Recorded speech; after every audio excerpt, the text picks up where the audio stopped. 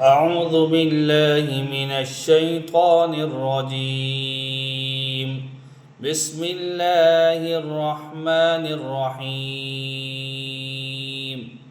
الله لا إله إلا هو الحي القيوم، لا تأخذه سنة ولا نوم، له ما في السماوات وما في الأرض.